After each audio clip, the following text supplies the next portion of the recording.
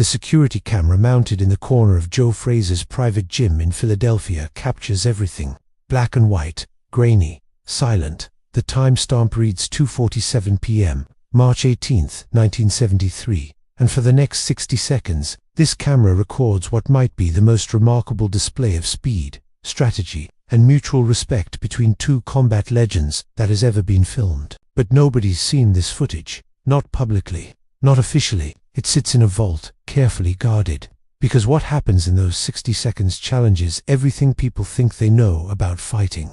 About ego, and about what happens when two masters stop performing for crowds and start testing truth. Let me tell you how we got here. It starts 3 days earlier. Muhammad Ali and Bruce Lee are both in Philadelphia. Ali is preparing for his rematch against Ken Norton, the man who broke his jaw 11 months ago. Bruce is in town filming scenes for Enter the Dragon, which will become his final completed film before his death 4 months later. They've met before, mutual respect established. But this time something different happens. Joe Frazier, Ali's greatest rival, and one of the few men on earth Ali genuinely respects as a warrior, is hosting a small gathering at his private gym, the legendary gym where Smoking Joe trains when he doesn't want media, doesn't want crowds, just wants work. He's invited both Ali and Bruce, not for publicity, just for conversation between fighters. The gym is small, maybe 20 people total. Boxers, trainers, a few martial artists from Bruce's circle. Everyone here understands combat at a level that creates its own language. No posturing needed, no proving necessary. Just professionals recognizing professionals. Ali is holding court, as Ali does, talking about the Norton fight, explaining how he's going to move differently this time, how Norton's style requires specific adjustments. Bruce is listening, asking questions about footwork, about reading an opponent's rhythm, about the psychology of the rematch. Then someone nobody remembers who exactly, but witnesses say it might have been one of Frazier's trainers makes an offhand comment. It's too bad you two can't actually spar. Would love to see what happens when the fastest hands in boxing meet the fastest hands in martial arts. The room goes quiet. Not awkward quiet, interested quiet. Ali grins. Bruce here probably thinks he could touch me. Bruce, who's been standing by the heavy bags, turns. Probably Ali stands up, all 6'3" of him. Man, I'm Muhammad Ali. I've dodged punches from George Foreman. You think your little kung fu hands are touching me? Bruce smiles, not offended, amused. Want to find out? Now everyone's attention is locked. This isn't trash talk. This is two masters doing what masters do, testing themselves against new variables. Tell you what, Ali says, and you can see his mind working, setting up the challenge in a way that's both serious and playful. I bet you $10,000 you can't touch me. Not punch me, not hurt me, just touch me. Anywhere. One clean touch. You got 60 seconds. $10,000 in 1973 is serious money. That's a down payment on a house. That's a new car. That's not a casual bet. Bruce considers this. What are the rules? No rules, Ali says. You can move however you want. Use any technique. Kicks, punches, whatever your kung fu does. I won't hit you back, that's not the bet. I just move. You try to touch me. 60 seconds. If you touch me clean, you get 10 grand. If you don't, you owe me nothing. Because honestly, I just want to see if it's possible. Frazier laughs. You're serious. Dead serious, Ali says. Bruce is the fastest martial artist I've ever seen. I want to know if fast in martial arts is fast in boxing. Only one way to find out. Bruce nods slowly. This isn't about money for him. This is about the question beneath the question. Can martial arts speed match boxing speed? Can his economical, direct techniques touch someone who's been dodging professional heavyweight punches for a decade? Okay, Bruce says, but not for money, just for knowledge. You want to test if I can touch you. I want to test if my speed works against your evasion. Fair trade. Ali respects this immediately. Fair trade, no money, just truth. They clear a space in the center of the gym. Someone finds a stopwatch. Frazier, enjoying this immensely, volunteers to be timekeeper. Everyone else forms a circle around them, giving them maybe 15 feet of space.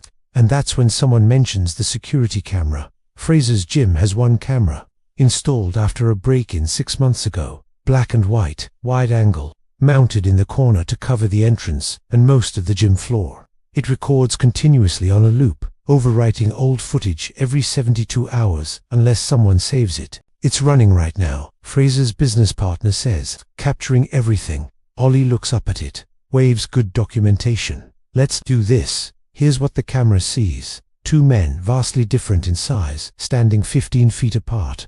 Ollie, in boxing shorts and athletic shoes, bouncing slightly on the balls of his feet. Hands down by his sides. Per the agreement, he's not defending, just evading. Bruce in black training pants and bare feet, in a natural stance that looks deceptively casual, but is actually coiled with potential energy. Frazier raises his hand. 60 seconds. On my mark. Ready. Both men nod. Go. The first 10 seconds are set up. Bruce doesn't rush. He understands that rushing at Muhammad Ali is suicide. Ali has made professional fighters look foolish by simply not being where they expect. Bruce circles left, watching Ali's feet, watching his weight distribution, reading how Ali moves when he's just moving, not punching, not defending, just existing in space. Ali is smiling, moving with that famous Ali shuffle, feet dancing, head bobbing slightly, staying just out of range. He's not running away, he's not retreating, he's just not there. Every time Bruce adjusts position, Ali adjusts, maintaining distance effortlessly. 15 seconds gone. Bruce changes strategy. Instead of circling, he cuts an angle sharp, sudden change of direction designed to collapse distance faster than straight pursuit. It's a geometric attack, treating Ali's movement like a math problem. Ali reads it, slides laterally, maintains space, still smiling. Gotta be faster than that. Bruce. 25 seconds. Bruce tries something different. He feints low with his lead hand, not a real strike, just information gathering, seeing how Ali reacts to a hand attack. Ali's eyes track the hand. Bruce's rear leg comes up in a side kick, toward Ali's lead leg, not to injure, just to touch. Ali lifts his front foot, shifts weight to his back foot, and the kick passes through empty space. The movement is so economical, it barely looks like Ali moved, but he's now 4 inches further away, and the kick missed by 3 inches. 30 seconds. Halfway. The people watching are silent. They're seeing something they've never seen before. Two different philosophies of movement in real-time interaction. Ali's movement is boxing movement, head movement, foot movement, weight shifts designed to avoid punches coming from a specific range and angle. Bruce's movement is different. He's not limited to hands, attacking from angles boxers don't usually face, using low-line attacks, using feints that combine hands and feet. But Ali is adapting. In ultimately, every feint Bruce shows, Ali's processing, updating his defensive map. Bruce recognizes this. Ali's intelligence isn't just physical, it's cognitive. He's learning. Every second that passes, Ali's understanding of Bruce's movement, vocabulary increases. 40 seconds, Bruce makes a decision. He has to commit, has to actually try to touch Ali, not just probe. He closes distance with 3 rapid steps, not running, not rushing, but closing the gap faster than he has so far. Ali backpedals, maintaining space. Bruce's lead hand snaps out the straight lead, his signature technique, the one he was demonstrating when Ali visited his training session. Ali's head moves 6 inches to the right. The hand passes his nose by 2 inches. Bruce's rear hand is already coming, following the first chain punching, not giving Ali time to reset. Ali's head moves left, then right, then left again, making Bruce's hands punch at positions Ali occupied milliseconds ago, but doesn't occupy now. 45 seconds. Bruce tries a low kick fast, aimed at Ali's shin, just trying to touch. Ali checks it with his own shin. Boxing style check that boxers use for low blows, adapted in real time to defend against a kick. 50 seconds. Bruce is breathing harder now, not from exhaustion, from the intense focus of trying to solve a puzzle that keeps changing its solution. Ali is still smiling, but he's also focused. This is harder than he expected.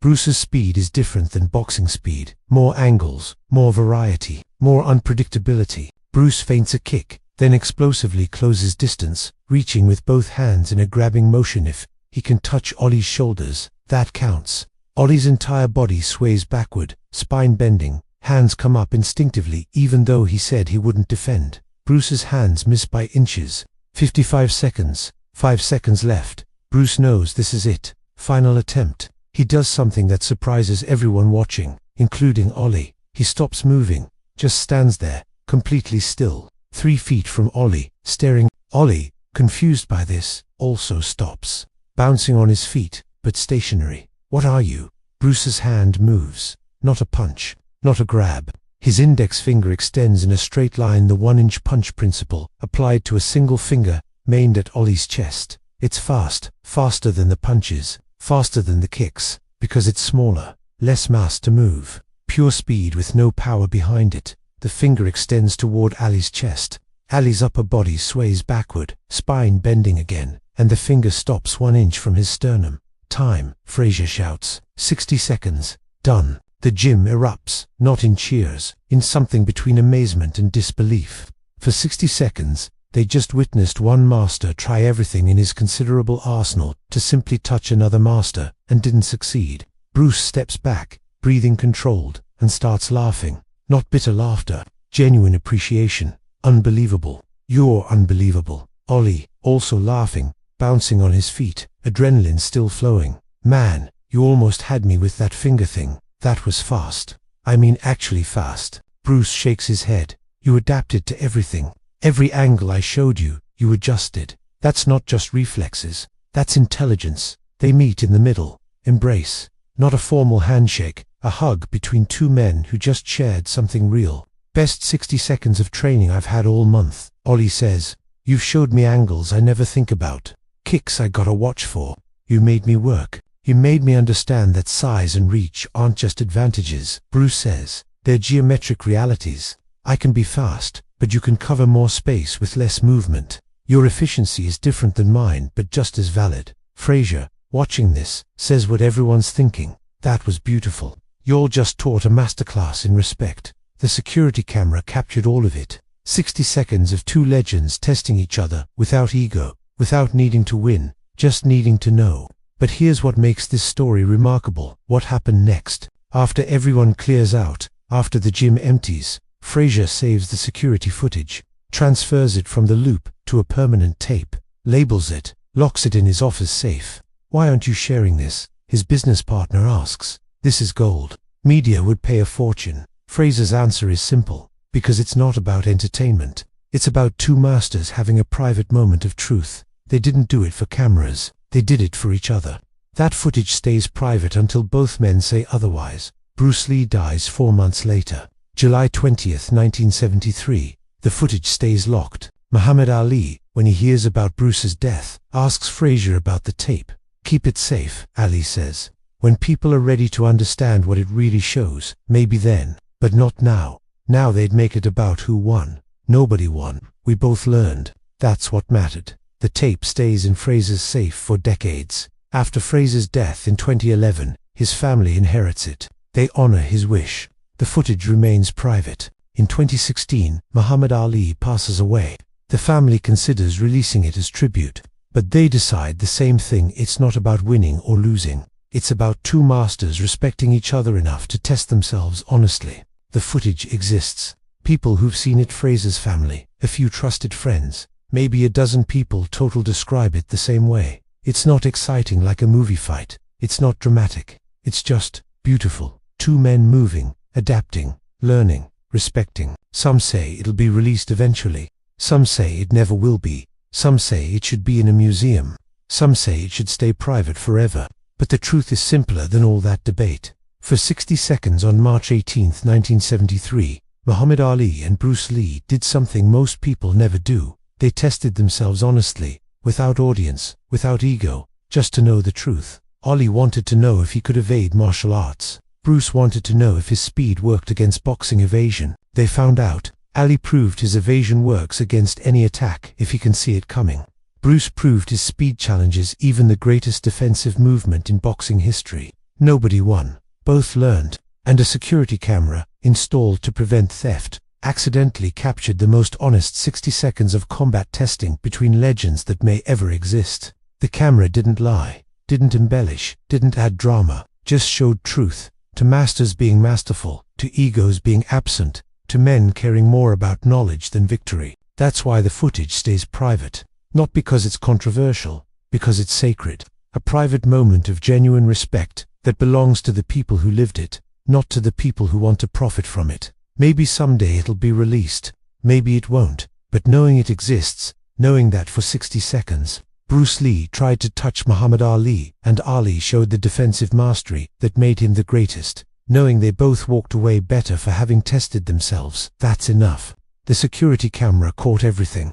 The time stamp, the movement, the respect, the learning. But more importantly, it caught what combat looks like when ego leaves the room and excellence walks in. 60 seconds. $10,000 that was never paid because the bet was never about money. 2 legends, 1 truth. Mastery recognizes mastery, and sometimes the best fights are the ones where nobody wins and everyone learns. That's what the security camera saw. That's what happened, and that's why the footage, if you ever see it, will change how you understand what it means to be truly great at something. Not great at beating others, great at respecting the journey, great at learning, great at leaving ego at the door and walking into truth. That's Muhammad Ali. That's Bruce Lee. That's March 18th, 1973. That's 60 seconds that matter more than 1,000 victories. The security camera caught everything, and everything it caught was beautiful.